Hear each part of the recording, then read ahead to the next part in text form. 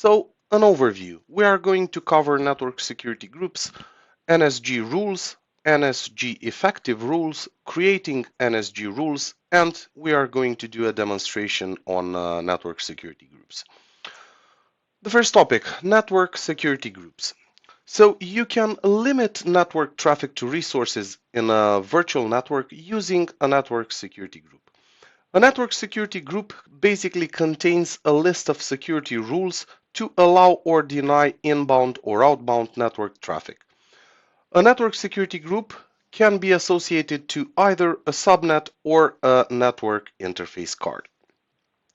So for subnets, you can assign NSGs to subnets and create protected screened subnets, also called a DMZ. These NSGs can restrict traffic to flow to all machines that reside within that subnet. So each subnet can have a 0 or 1 associated network security groups. Network interfaces. You can also assign NSGs to a NIC so that all the traffic that flows through that NIC is controlled by the NSG rules. Each network interface that exists in a subnet can have 0, 1 associated network security groups. The associations. So when you create an NSG, the overview blade provides information about the NSG such as associated subnets, associated network interfaces, and security rules. Now, generally this is used for specific VMs with network virtual appliances roles. Otherwise, it is recommended to link an NSG to the subnet level and reuse across your VNets and subnets. I've also left you a link with additional information in the exercise files about NSGs. So NSG rules. Security rules in network security groups enable you to filter the type of network traffic that can flow in and out of virtual network subnets and network interfaces. Azure creates several default security rules within each network security group. You can add more rules by specifying name, priority, port, protocol, source, and destination, and of course the action that you want to allow or to deny traffic. You cannot delete the default rules, but you can add other rules with a higher priority. So Azure creates the default rules in each network security group that you create. You cannot remove the rules, but you can override them by creating rules with higher priority, and those will take precedence over the default ones. There are 3 default inbound security rules. The rules deny all inbound traffic except from virtual network and Azure load balancers.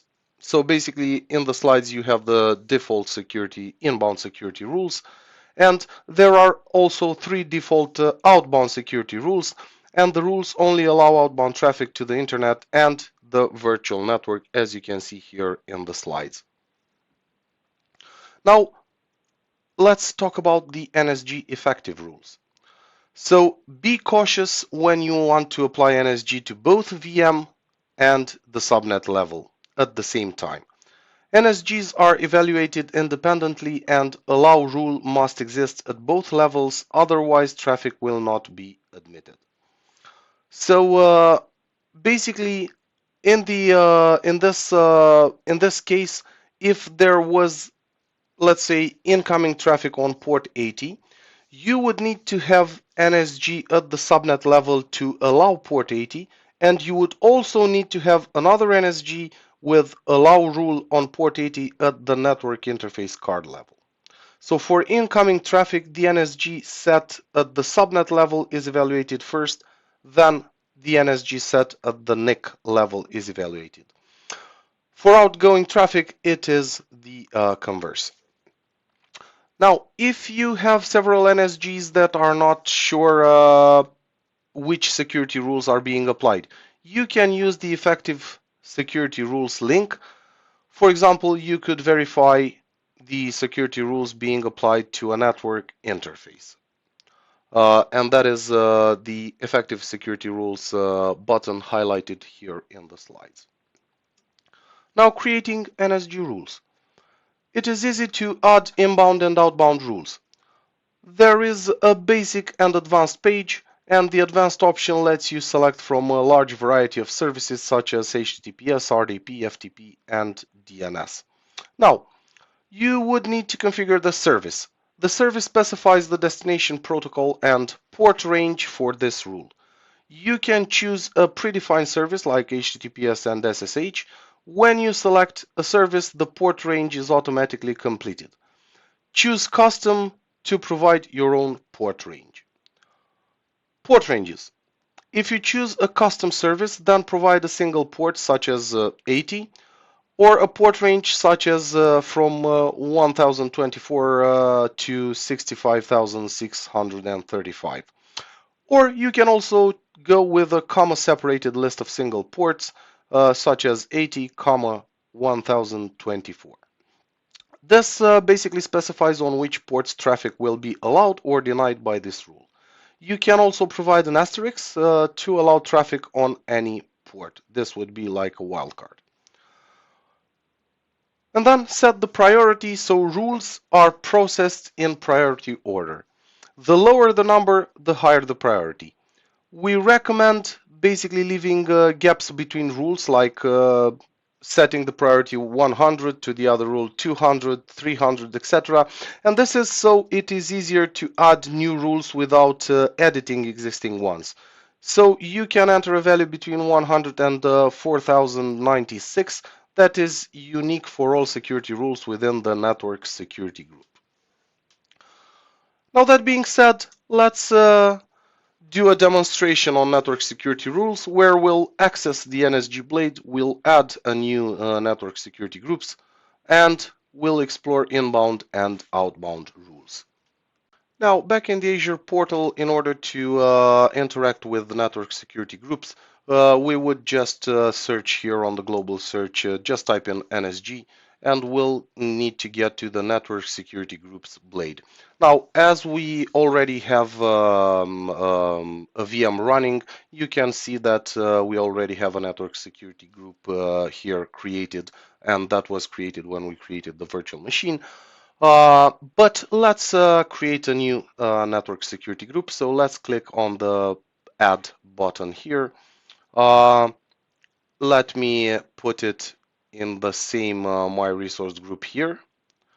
And then we'll need to specify a name. So this would be, let's say, test NSG. And the location we'll leave it to East US. Now let's click on review and create, and that would be it. This is how easy it is to create a network security group. Let's click create and wait for the deployment to finish successfully after we're presented, of course, with the deployment page. So our deployment is complete and the network security group is created. Let's go to the network security group itself and let's see what we can find here. So on the overview page, we can see the default inbound security rules and the default outbound security rules. Now, if we click here under the settings on the inbound security rules, you can see that we have the default ones as they are created with every network security group that you create. Now this button here, what this does is basically you can hide the rules or show the rules. Now let's try to add a new inbound rule, and let me just quickly show you before that also we have the outbound rules here as well. Okay, so let's add a new inbound rule. Let's add it, and let's the source, as you can see, you can specify IP addresses, tags, or application security groups. I'll leave the source to any. The source port ranges, here you can specify your ports, and the destination, you can also specify IP addresses, virtual network, or application security groups. I'll stick with any for our demonstration purposes here. And of course, if we go here, you can select the protocol. So any TCP, UDP, ICMP, allow or deny. Now, if we click here on basic, basically we are taken to the configuration part where we can actually select a service and everything else will be filled in for us. So if I use this drop down here, let's say we want to allow HTTPS traffic, so we should click on HTTPS. Here we go. It defaults to 443. It gives a priority of 100. If you want, you can specify a description, and let's click on add here, and this would create our rule. Of course, we could have done it manually, select the port 443 from the custom advanced page there, but the result would have been just the same. Now, this is how you create network security groups and rules. One last thing I want to show you is if we go to the, let me just refresh this here so we can see the rule, port 8080. We haven't changed the name, because we selected the default basic configuration and we chose the service, the HTTPS service, so it automatically populated this name. So let me show you how you would attach a network security group to a subnet, for example. So let me go to the virtual networks blade and select one of our virtual networks here and go to the subnets section of it. And here we go. Let's click on my front end here. As you can see, for the network security group, we have none, and we can just select our test NSG here, save the options, and this would basically assign that network security group that we've just created to this particular subnet with its default rules and the rules we've created to allow HTTPS traffic. So this being said, this concludes our demonstration and our lesson. So this being the last lesson of the section, of course, you will have the quiz available, the review questions, and the lab, which I strongly recommend that you do the labs for all the sessions and the quizzes as well. So in this lab, basically, you will have a scenario where a datum corporation wants to implement public and private DNS, and you will configure Azure DNS for public domains and configure Azure DNS for private domains. You have, as you may already be aware, step-by-step instructions on how to complete the lab, as well as helpful files, templates, ARM templates, and parameters to easily deploy your environment.